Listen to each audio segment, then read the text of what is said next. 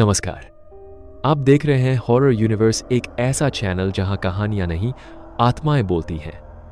और आज की जो कहानी हम लेकर आए हैं वह हमें भेजी है उत्तराखंड के बिनसर के पास एक छोटे गांव से, एक ऐसा गांव जहां आज भी लोग शाम ढलने से पहले घरों में दुबक जाते हैं। यह कहानी एक जमीन मापन विभाग में कार्यरत सर्वे अफसर वेदांत की है, जिसे उसके ड्यूटी के दौरान एक ऐसी मोहब्बत मिली जो कब्रिस्तान से शुरू हुई और ताबूत तक पहुंची। वेदांत की ये दास्तान सिर्फ प्रेम कथा नहीं है, यह एक ऐसा रहस्य है जिसमें काली शक्तियां, अधूरी आत्माएं और धोखे की परतें एक एक कर खुलती हैं। यह कहानी हमें भेजी गई है एक पुराने फॉरेस्ट गेस्ट हाउस के गुप्त रिकॉर्ड रजिस्टर से, जिसे बरसों से ताले में बंद रखा गया था। कहते हैं यह वही जगह है जहां वेदांत आखिरी बार देखा गया था। तो अब लाइट्स बंद कर लीजिए, दरवाजा अंदर से लॉक कर लीजिए और तैयार हो जाइए हॉरर यूनिवर्स की एक और खौफनाक पेशकश के लिए, कब्रिस्तान की मोहब्बत, जब एक सर्वे अफसर को मिली मर चुकी दुल्हन।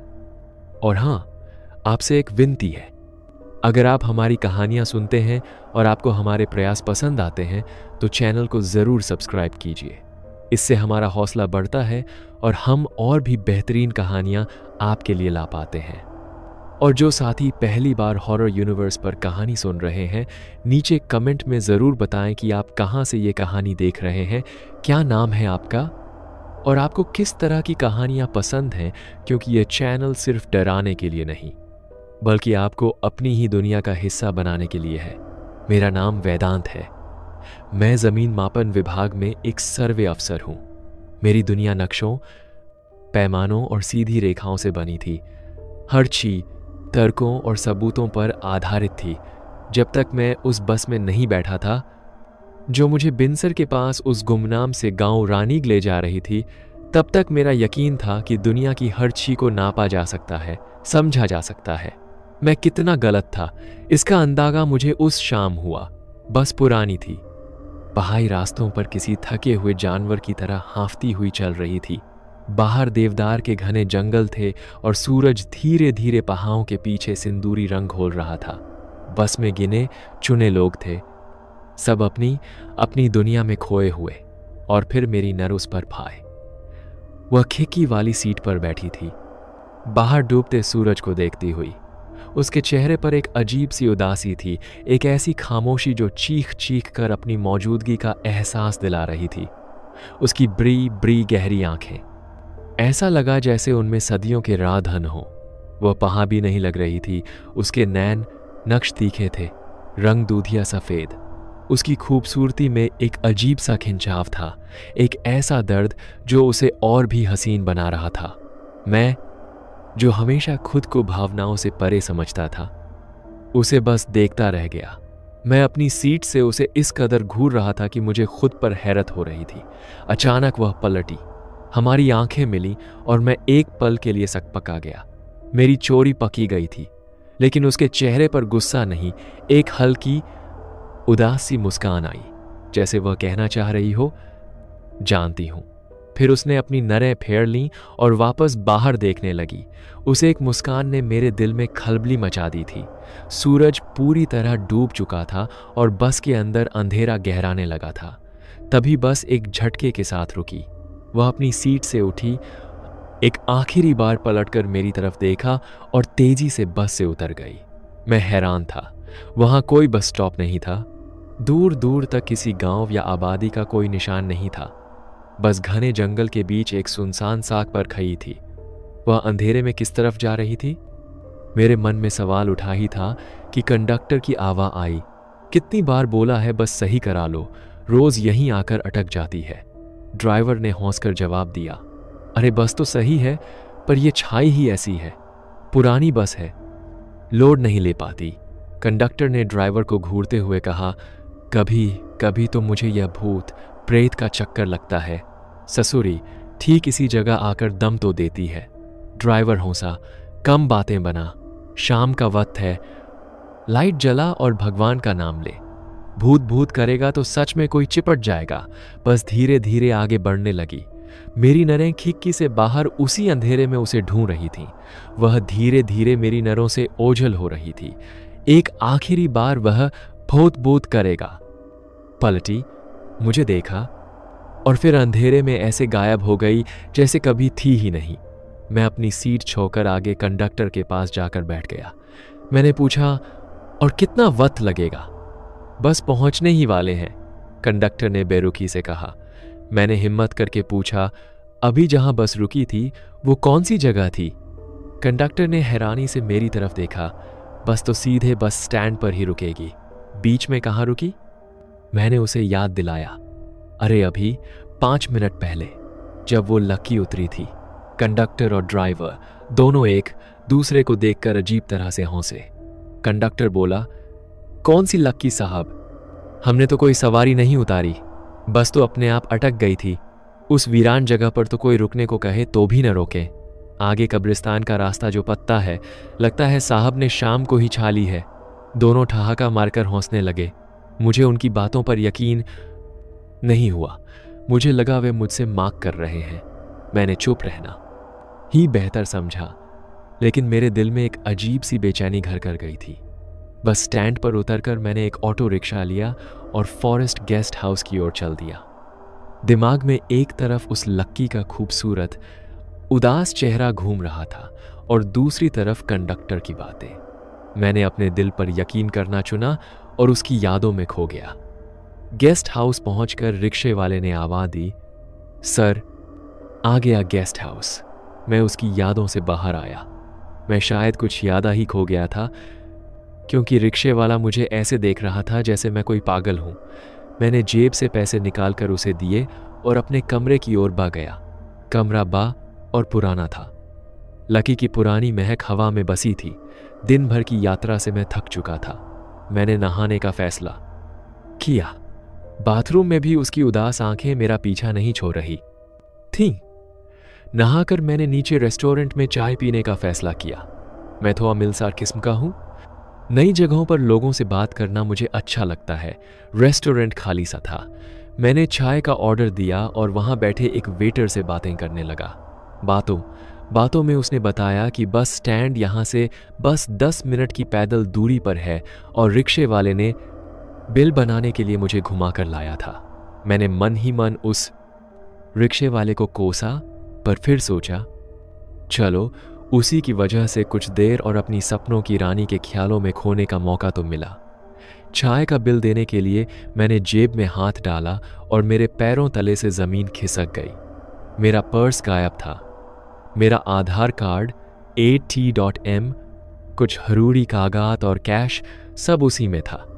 मेरी हालत उस इंसान जैसी हो गई थी जिसका मोबाइल चोरी हो जाए। अब 2 ही संभावनाएं थीं, या तो पर्स रिक्शे में गिरा था या उस बस में।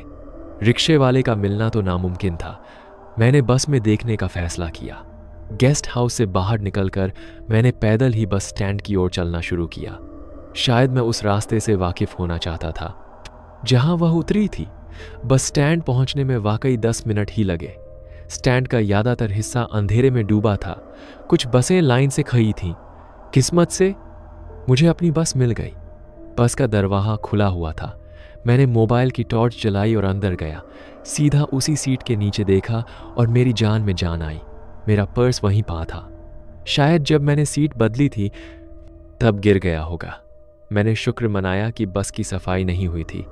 मैं वहां से निकलने ही वाला था कि न जाने क्यों मेरा मन किया कि एक बार उस सीट को फिर से देखूं जहां वह बैठी थी। दिल तो आयर दिल है। मैंने टॉर्च की रोशनी उस सीट पर डाली। वहां एक छोटा सा सफेद रूमाल पोहा था। मैंने उसे उठा लिया।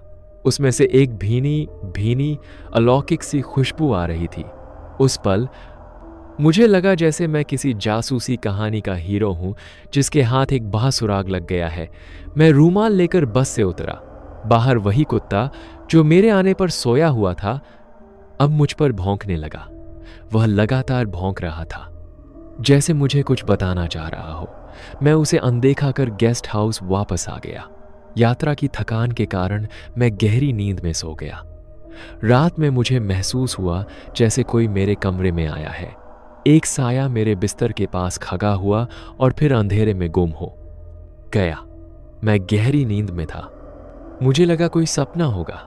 सुबह जब मैं उठा तो मुझे रात वाली बात याद आई, पर कमरा तो अंदर से बंद था, कोई कैसे आ सकता है? मैंने इसे अपना वहम समझकर नरंदा कर दिया। नहा धोकर जब मैं तैयार हुआ तो मुझे उस रूमाल का ख्याल आया। मैंने उसे रात में टेबल पर ही रखा था। मैंने पूरा कमरा छान मारा, तकिए के नीचे, कपों में, बैग में, हर जगह, पर रूमाल गायब था। मेरे पहले प्यार की पहली और अकेली निशानी खो चुकी थी। मुझे खुद पर बेइंतहा गुस्सा आया। एक रूमाल नहीं संभाल सकता, मोहब्बत क्या खाक करूंगा। तभी मेरी नर टेबल पर पी। जहां रूमाल रखा था वहां अब जले हुए कोयले के कुछ छोटे छोटे टुकड़े बिखरे पड़े थे। ये कोयले कहां से आए? और अगर कोई चोर आया था तो वह मेरे कीमती सामान की जगह एक मामूली सा रूमाल क्यों ले जाएगा? मैं भूत प्रेत में यकीन नहीं रखता था। मुझे गेस्ट हाउस के स्टाफ पर शक हुआ। मैंने रिसेप्शन पर कॉल करके अपने फ्लोर के केयरटेकर चंदन को बुलाया।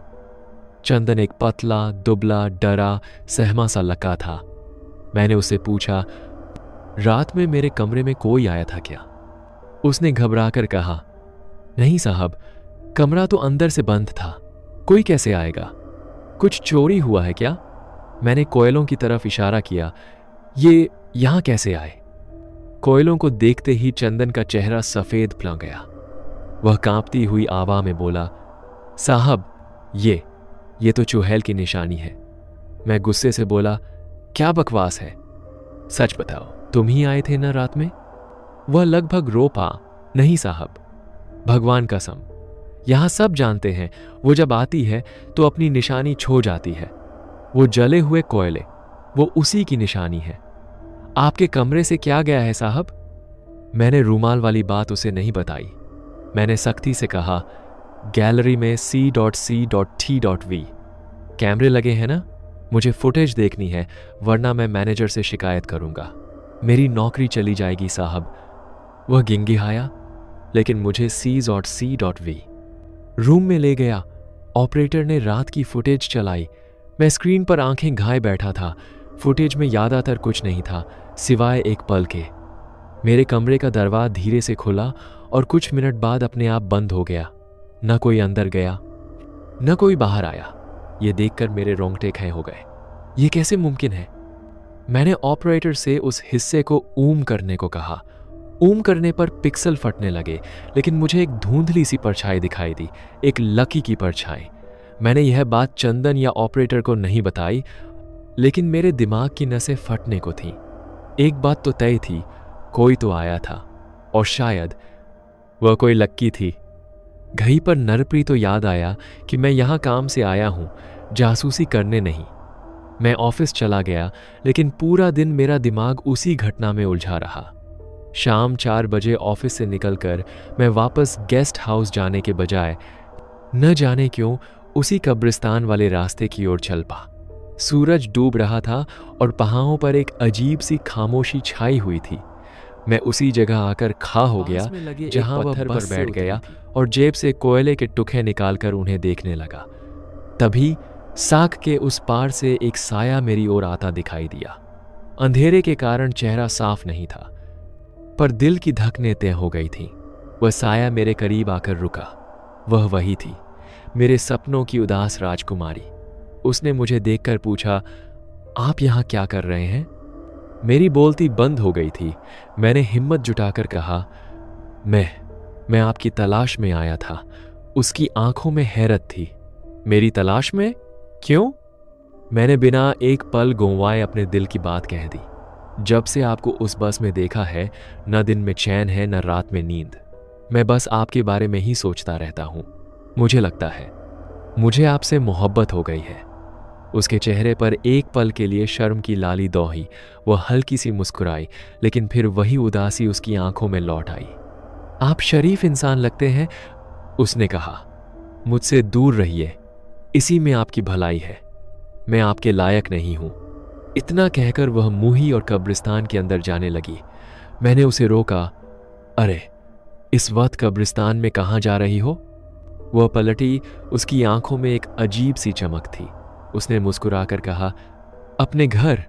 और कहाँ? और इससे पहले कि मैं कुछ समझ पाता, पास के खंभे पर लगा बल्ब झचपाकर बुझ गया। कुछ सेकंड के लिए घना अंधेरा छा गया। जब बल्ब दोबारा जला तो वह वहां नहीं थी। मैंने उसे आवाज दी, सुनिए, आपका नाम क्या है? लेकिन मेरी आवाज उस वीराने में खोकर रह गई। डर और उलझन के साथ मैं गेस्ट हाउस लौट आया। दिमाग में हारों सवाल थे। अगर वह भूत थी तो उसने मुझसे इतनी सहजता से बात क्यों की? और अगर इंसान थी तो कब्रिस्तान में उसका घर कैसे हो सकता है?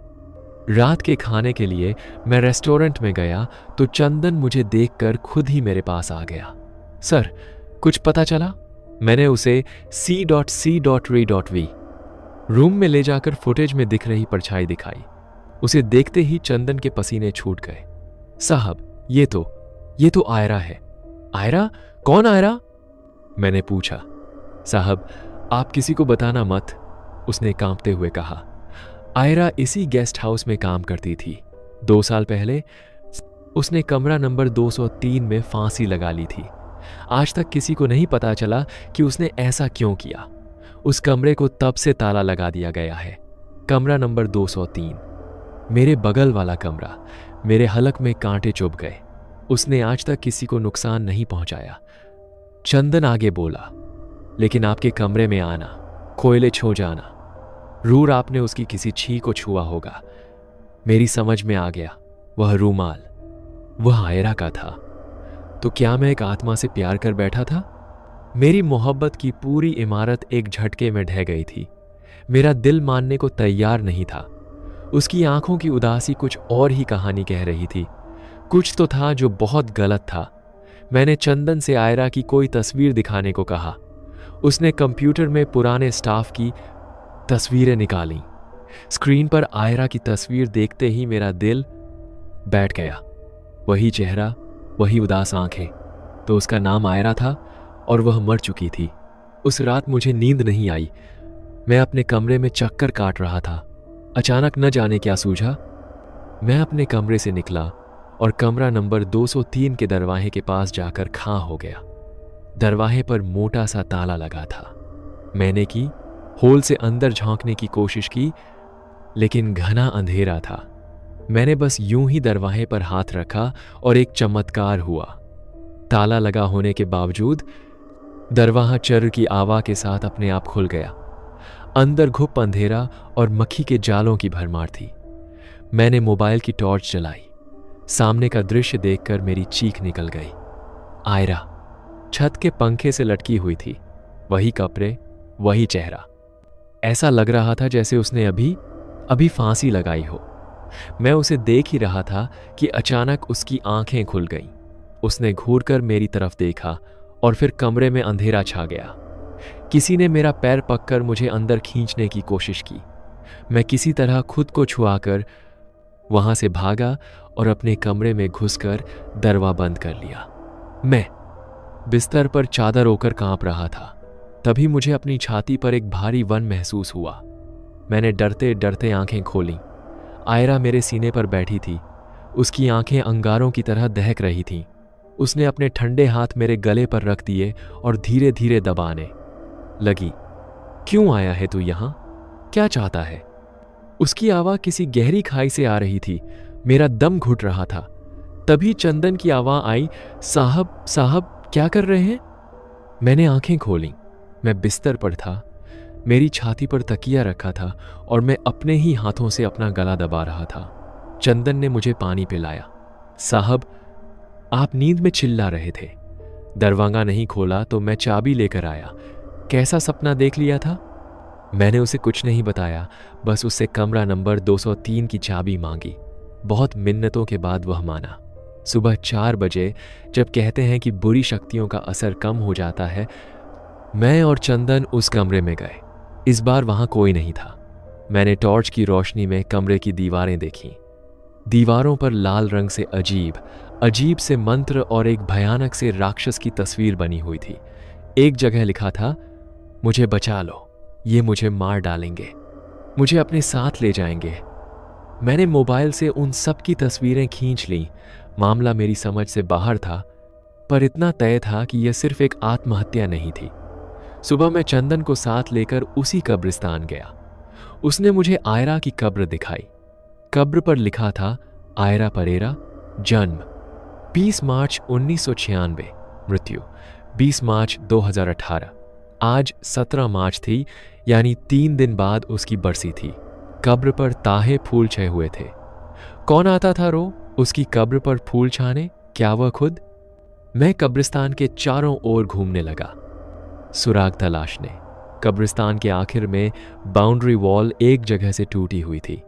वहां घास पर चलने का एक कच्चा सा रास्ता बना था। मेरा जासूस मन जाग गया। मैं उस रास्ते पर चल पा। रास्ता घनी झाड़ियों से होते हुए एक पुराने वीरान से घर के सामने जाकर खत्म हुआ। घर देखकर लग रहा था जैसे सदियों से बंद पोहा हो। दीवारों पर काई जमी थी, दरवाजे पर मक्खी के जाले। घर के बाहर एक छोटा सा बागीचा था जो पूरी तरह सूख चुका था। उस घर को देखकर ही एक अजीब सी नकारात्मक ऊर्जा महसूस हो रही थी। मैं घर को देख ही रहा था कि किसी ने मेरी पीठ पर हाथ रखा। मैं उछल पा। पीछे एक बेहद बूढ़ी औरत खड़ी थी, कमर झुकी हुई, हाथ में लाठी। उसने अपनी झुर्रियों वाली आंखों से मुझे घूर कर कहा, चला जा यहां से, वो तुझे मार डालेगी। क्यों मरने आया है यहां? और फिर वह अजीब तरह से हंसने लगी। वो चुड़ैल जो इस घर में रहती है, वो किसी को नहीं छोड़ती, सबकी उम्र चुरा लेती है। भाग जा यहां से। मैंने हिम्मत करके पूछा, कौन अम्मा? कौन रहती है इस घर में? आयरा, आयरा की आत्मा। वह फुसफुसाई, मुझसे माक मत कर। वह फिर चीखी, चला जा वरना जान से हाथ धो बैठेगा। मैं कुछ कहता इससे पहले वह मुही और झाइयों में गायब हो गई। यहां का हर इंसान, हर चीज अजीब थी। मैं गेस्ट हाउस लौट आया। पूरा दिन मैं उन्हीं तस्वीरों और घटनाओं के बारे में सोचता रहा। रात में मैं फिर उसी घर के पास गया, इस बार अकेला। डर लग रहा था, पर दिल था कि मानता नहीं। घर के गेट पर एक काली बिल्ली बैठी मुझे घूर रही थी। उसकी आंखें अंधेरे में चमक रही थीं। मैंने एक पत्थर उठाकर उसकी तरफ फेंका। वह म्याऊं करके घर के पीछे की ओर भागी। मैं भी उसके पीछे गया। घर का पिछला हिस्सा एकदम नया और साफ सुथरा था। यह देखकर मैं हैरान रह गया। मैंने दरवाजा खटखटाया। अंदर से एक बूढ़े आदमी की आवाज आई, कौन है? मुझे आयरा से मिलना है, मैंने कहा। यह सुनते ही उसने दरवाजा खोला। वह एक कमोर सा बूढ़ा आदमी था। कोई आयरा नहीं रहती यहां, वो तो मर चुकी है। लेकिन मैंने उसे इसी तरफ आते देखा था। मैंने झूठ बोला। बूढ़े ने अंदर की ओर देखा और फिर फुसफुसाकर बोला, हम उसके चाचा चाची हैं। उसने काला जादू करके आत्महत्या कर ली थी। उसकी आत्मा ने हम पर कब्जा कर रखा है, हमारी उम्र चूस रही है। तुम चले जाओ वरना तुम्हें भी नहीं छोड़ेगी। उसने दरवाजा खोला। अंदर एक बूढ़ी औरत घूंघट डाले बैठी थी।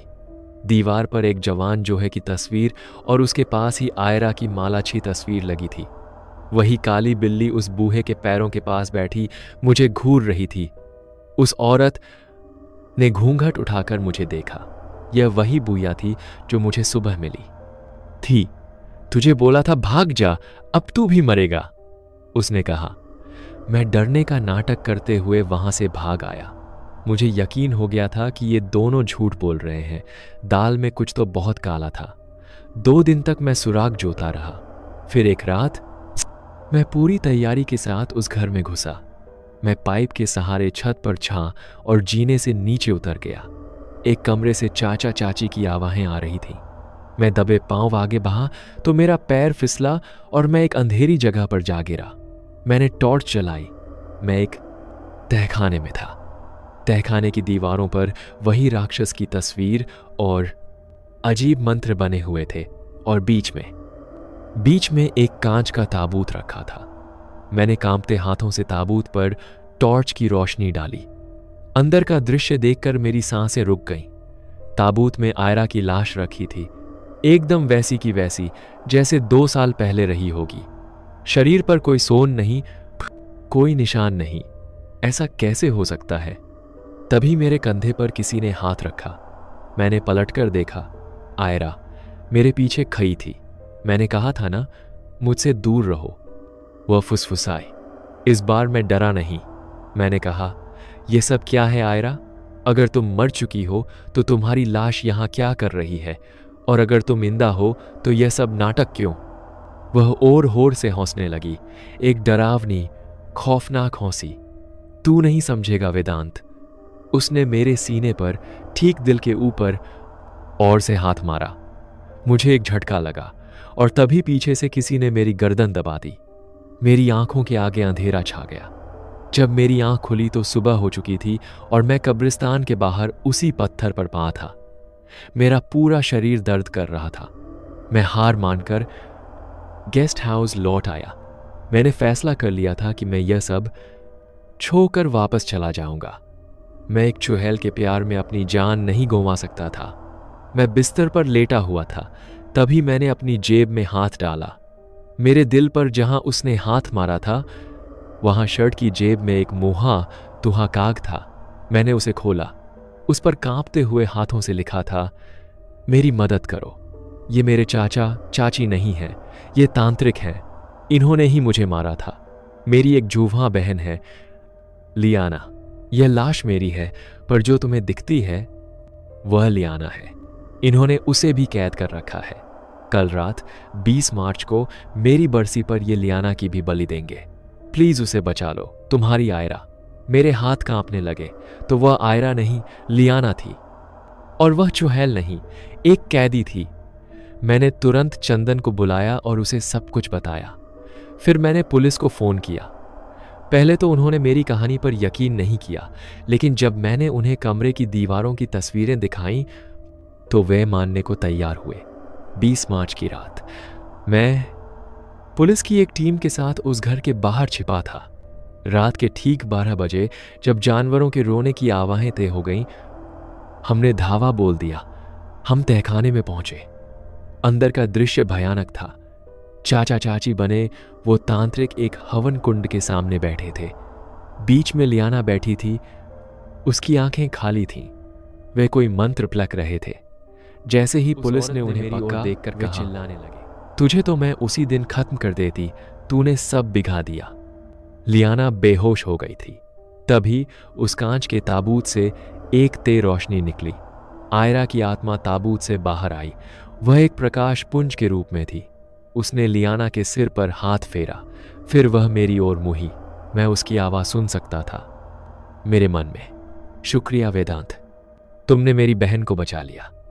इन दोनों ने काला जादू करके अमर होने के लिए मेरी बलि दी थी और मेरी लाश को रसायनों से सुरक्षित रखा था ताकि मेरी आत्मा को कैद करके उससे शक्तियां हासिल कर सके। आज ये लियाना के साथ भी वही करने वाले थे। तुमने हम दोनों को आहाद कर दिया। वह प्रकाश पुंज धीरे धीरे ऊपर उठा और छत को पार करता हुआ आसमान में विलीन हो गया। अगले दिन हमने आयरा की लाश को पूरे सम्मान के साथ उसी कब्रिस्तान में दफनाया। लियाना, जो अब पूरी तरह ठीक थी, मेरे साथ खाई थी। उसकी आंखों में अब उदासी नहीं, एक नई उम्मीद थी। उसकी शक्ल हूबहू आयरा जैसी थी। कुछ दिनों बाद मैं, लियाना और मेरी माँ गेस्ट हाउस के बागीचे में बैठे थे। मैंने माँ से कहा, माँ, आप पूछ रही थी ना कि मैं किसकी वजह से उदास था, कौन थी वो चुड़ैल? तो यही है वो। माँ ने हंसकर मेरे कान खींचे और लियाना शर्म से लाल हो गई। उसने झूठे गुस्से से मेरी तरफ देखा। मैंने हंसकर माँ से कहा, देख लो माँ, अभी शादी भी नहीं हुई और अभी से हक जताने लगी। मेरी बात सुनकर सब हंस पड़े। उस दिन मुझे समझ आया कि कुछ कहानियां कब्रिस्तान से क्रूर शुरू होती हैं, पर उनका अंत ताबूत में नहीं, एक नई जिंदगी की शुरुआत में होता है। और कभी कभी आत्माएं बोलती नहीं, रास्ता दिखाती हैं।